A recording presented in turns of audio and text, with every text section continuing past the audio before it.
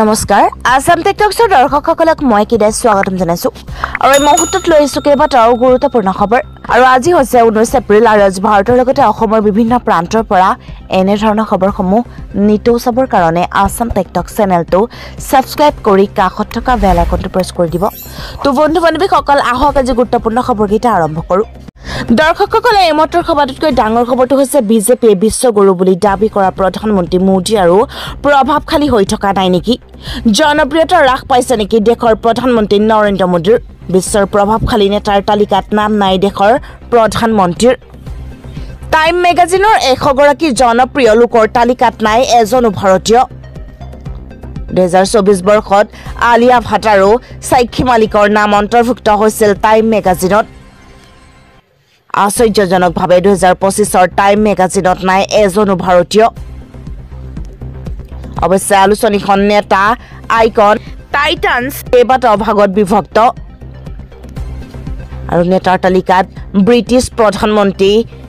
কে Starmer আমেৰিকাৰ ৰাষ্ট্ৰপতি Donald ট্ৰাম্পৰ নাম আছে শান্তিৰ নোবেল বিজয়ী বাংলাদেশৰ মহম্মদ ইউনুছ ইউএছএৰ উপৰাষ্ট্ৰপতি জেডি ভেন্স বিশ্বৰ ধনাঢ্য ব্যক্তি এলন মাস্কৰো নাম টাইম মেগাজিনত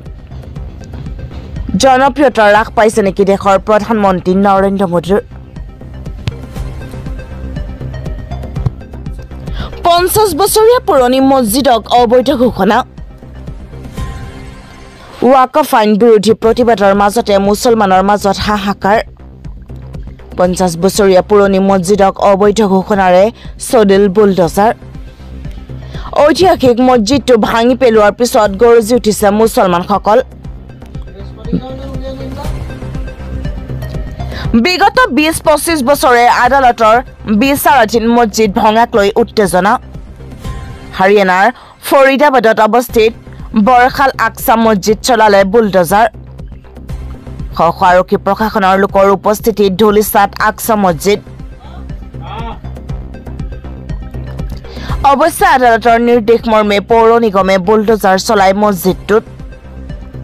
অবৈধভাৱে চৰকাৰী ভূমি দখল কৰি মছজিদটো নিৰ্মাণ কৰাৰ অভিযোগ ফৰিদাবাদৰ জামাই সংৰক্ষিত বনাঞ্চলত নিৰ্মাণ কৰা হৈছিল আকছা মছজিদ ৱাকফ আইন বিৰোধী প্ৰতিবাদৰ মাজতে মুছলমানৰ মাজত হাহাকাৰ সাৱধান উজনিৰ পৰা নামনিলৈকে বতৰে চলাব পাৰে সংহাৰ 40ৰ পৰা 50 কিলোমিটাৰ বেগত আহিব পাৰে বতাহ ধুমুহাৰ লগতে ভিন্ন প্ৰান্তত বিজুলী ঢেৰেকণিৰ লগতে বজ্ৰপাতৰ আশংকা কৰা হৈছে দিনতে অন্ধকাৰচ্ছন্ন হৈ পৰিছে ৰাজ্যৰ কেইবাটাও প্ৰান্ত ৰাজ্যৰ 24খন জিলাতে হাই এলাৰ্ট জাৰি বতৰ বিজ্ঞান কেন্দ্ৰৰ ধুমুহা বৰষুণৰ লগতে প্ৰচণ্ড বিজুলী ঢেৰেকণিৰ সম্ভাৱনা অতি প্ৰয়োজন নহলে ঘৰৰ পৰা বাহিৰ নহবলৈ আহ্বান বহাগ বিহুৰ আনন্দ উল্লাসৰ মাজতে ৰাজ্যত প্ৰকৃতিৰ তাণ্ডৱ আদালতত মুছলমান পক্ষৰ বৃহৎ জয় মন গলে এতিয়া মন্দিৰ বিচাৰি মছজিদত চলাব নোৱাৰিব জৰীপ আদালতত মুখ ঠেকেচা খালে হিন্দু পক্ষই জ্ঞানবাপী মছজিদত জৰীপ চলাব নোৱাৰিব হিন্দু পক্ষই এএছআইক জ্ঞানবাপী মছজিদত জৰীপ চলোৱাত বাধা বাৰাণসী আদালতৰ জ্ঞানবাপীৰ বুজুখানাত জৰীপ চলোৱাৰ আবেদনো কৰিব নোৱাৰিব হিন্দু পক্ষই আদালতত মুছলমান পক্ষৰ বৃহৎ জয় আমাক আদেশ দিবলৈ জুবিন গাৰ্গ কোন হয় জুবিন গাৰ্গে কি অথৰিটিত আমাক আদেশ দিছে আমি দিগন্ত ভাৰতীৰ ওচৰত ক্ষমা খুজিব লাগিব বুলি নাভাবো কোনো শিল্পীক আমি অসন্মান কৰাৰ আমাৰ নজিৰ নাই আমাৰ কিছু নিয়ম নীতি আছে আমাৰ নীতি নিয়ম মানি চলিবই লাগিব আমাক তালিবানৰ সৈতে তুলনা কৰা হৈছে আমাকো শিল্পীসকলক প্ৰয়োজন আছে এইখন মঞ্চই বহু শিল্পীক সৃষ্টি কৰিছে ৰাজহুৱাভাৱে শিল্পীসকলে কমিটিখনক যি অপদস্থ কৰিছে সেয়াও ভাল হোৱা নাই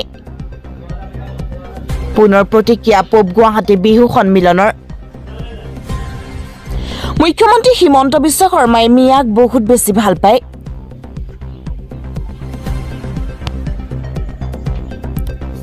মিয়াক ভাল পাই বাবে সকলো সুবিধা দিছে মুখ্যমন্ত্ৰীয়ে মিয়াক চাকৰি অৰুণোদয় বৃদ্ধ পেঞ্চন ৰেচন সকলো দিছে হিমন্ত বিশ্ব শৰ্মাই মুখ্যমন্ত্ৰী হিমন্ত বিশ্ব শৰ্মাই মিয়াক ঠগোৱা নাই মুখ্যমন্ত্ৰী হিমন্ত বিশ্ব শৰ্মাই দুখীয়া মানুহৰ বাবে যিমান কাম কৰিছে কোনো মুখ্যমন্ত্ৰীয়ে কৰা নাই হিমন্ত বিশ্ব শৰ্মাই দৰিদ্ৰ মানুহক যিমান আঁচনি দিছে কোনো চৰকাৰৰ মন্ত্ৰী বিধায়কে দিয়া নাছিল হিমন্ত বিশ্ব শৰ্মাৰ বাবে আমি বিনামূলীয়া চাউল খাই থাকিব পাৰিছো মুখ্যমন্ত্ৰী হিমন্ত বিশ্ব শৰ্মাৰ প্ৰশংসাত পঞ্চমুখ সংখ্যালঘু বিজেপিৰ ভয় ভাবুকি প্ৰলোভন আৰু আৰক্ষীক অপব্যৱহাৰেৰে পঞ্চায়ত নিৰ্বাচনৰ প্ৰহসন মন্তব্য CPI বিজেপি শাসিত অসমত পঞ্চায়ত নিৰ্বাচনৰ দিনসমূহ চাপি অহাৰ লগে লগে ৰাজ্যত তৃণমূল পৰ্যায়ৰ গণতন্ত্ৰ ভুলুণ্ঠিত হৈছে আৰু নিৰ্বাচনতো পৰিণত হৈছে এক প্ৰকাৰৰ প্ৰহসনত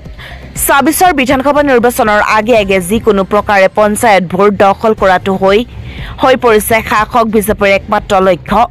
সেয়েহে ৰাজ্যৰ ভিন্ন প্ৰান্তত বিজেপি বিৰোধী দলসমূহৰ প্ৰাৰ্থীক মনোনয়ন পত্ৰ দাখিল পৰ্ব আৰম্ভ হোৱাৰ পৰা মনোনয়ন প্ৰত্যাহাৰৰ অন্তিম মুহূৰ্তলৈকে বিভিন্ন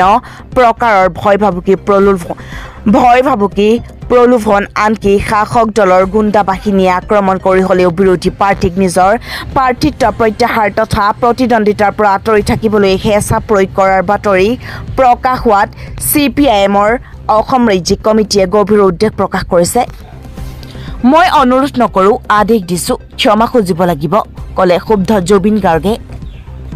বুধবাৰ নিশা পূব গুৱাহাটী বিহু সন্মিলনৰ মঞ্চত চৰম অপমান কৰা হৈছিল কণ্ঠশিল্পী দিগন্ত ভাৰতীক মঞ্চত পত্নীৰ সন্মুখতে দিগন্ত ভাৰতীৰ হাতৰ পৰা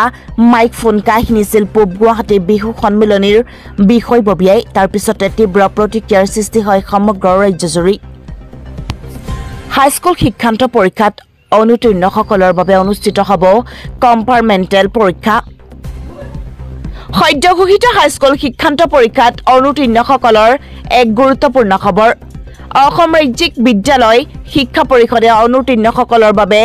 অনুষ্ঠিত কৰিব কম্পাৰ্টমেণ্টেল পৰীক্ষা ন্যূনতম 3টা বিষয়ত অনুতীৰ্ণ আৰু ন্যূনতম 170 মুঠ নম্বৰ লাভ কৰা সকলে এই কম্পাৰ্টমেণ্টেল পৰীক্ষাত অৱতীৰ্ণ হ'ব পাৰিব কম্পাৰ্টমেণ্টেল পৰীক্ষা অনুষ্ঠিত হোৱাৰ তাৰিখ পৰৱৰ্তী পৰ্যায়ত ঘোষণা কৰা হ'ব বহাগতে আকৌ এবাৰ নিশা ডক্টৰ হিৰেণ গোহাঁই উপস্থিতিত বিৰোধীৰ বৈঠক বহুধা বিভক্ত আৰু থৰক বৰক হৈ থকা বিৰোধী শিবিৰক একত্ৰিত কৰাৰ প্ৰচেষ্টা এতিয়া অব্যাহত আছে পঞ্চায়ত নিৰ্বাচনত বিৰোধী শক্তি ঐক্যবদ্ধ নহল যদিও 2024ৰ বিধানসভা নিৰ্বাচনক লৈ একত্ৰিত হোৱাৰ চেষ্টা চলিছে বিৰোধী শিবিৰত পঞ্চায়ত নিৰ্বাচনৰ পূৰ্বে বৃহস্পতিবাৰে নিশা গুৱাহাটীৰ এখন হোটেলত অনুষ্ঠিত হয় বিৰোধী শিবিৰৰ এখন ৰুদ্ধধাৰ বৈঠক জুবিন গাৰ্গৰ বাদ্যযন্ত্ৰীৰ বাহন দুৰ্ঘটনাত পতিত পাঠশালালৈ গৈ থকাৰ সময়তে দুৰ্ঘটনাত পতিত চাংখাৰীৰ চৌকিগেট ফ্লাইঅভাৰত সংঘটিত হৈছে দুৰ্ঘটনাত আহত হয় প্ৰিয়াংকু বৰদলৈ আৰু সমীৰ আহমেদ 4জন আছিল ইনোভা বাহনখনত আন 2জন সামান্য আঘাতপ্ৰাপ্ত হৈছে হাইড্ৰা বাহন অতিক্ৰম কৰিবলৈ গৈ খুন্দা মাৰিছিল বাদ্যযন্ত্ৰৰ বাহনখনে অসমৰ মুখ্যমন্ত্ৰী হিমন্ত বিশ্ব শৰ্মাক লৈ ডাঙৰ মন্তব্য বলিউড অভিনেতা মিথুন চক্ৰৱৰ্তীৰ কলে অসমৰ মুখ্যমন্ত্ৰীৰ ৰাজহাৰ মজবুত ডক্টৰ হিমন্ত বিশ্ব শৰ্মা এজন শক্তিশালী মুখ্যমন্ত্ৰী অসমৰ মুখ্যমন্ত্ৰীগৰাকীৰ ৰাজহাৰ মজবুত পশ্চিম বংগৰ মুখ্যমন্ত্ৰী মমতা বেনাৰ্জীৰ তুলনাত হিমন্ত বিশ্ব শৰ্মা অধিক শক্তিশালী মমতাৰ লগত ডক্টৰ হিমন্ত বিশ্ব শৰ্মাৰ কোনো তুলনা নহয় এই মন্তব্য বলিউডৰ ছুপাৰষ্টাৰ মিথুন চক্ৰৱৰ্তীৰ ইউপিত দলিত আৰু মহিলা সম্পূৰ্ণৰূপে অসুৰক্ষিত ৰামপুৰ ধৰ্ষণ কাণ্ডক লৈ যোগী চৰকাৰক ৰাহুল গান্ধীৰ তীক্ষ্ণ সমালোচনা কংগ্ৰেছ নেতা ৰাহুল গান্ধীয়ে বৃহস্পতিবাৰে উত্তৰ প্ৰদেশত এগৰাকী 11 বছৰীয়া দলিত কিশোৰীক ধৰ্ষণৰ ঘটনাক লৈ বিজেপি চৰকাৰক লক্ষ্য কৰি অপৰাধীজনৰ বিৰুদ্ধে কঠোৰ ব্যৱস্থা গ্ৰহণৰ দাবী জনাইছে তেওঁ এক্স হেণ্ডেলত হিন্দীতে এই কথা জনাইছে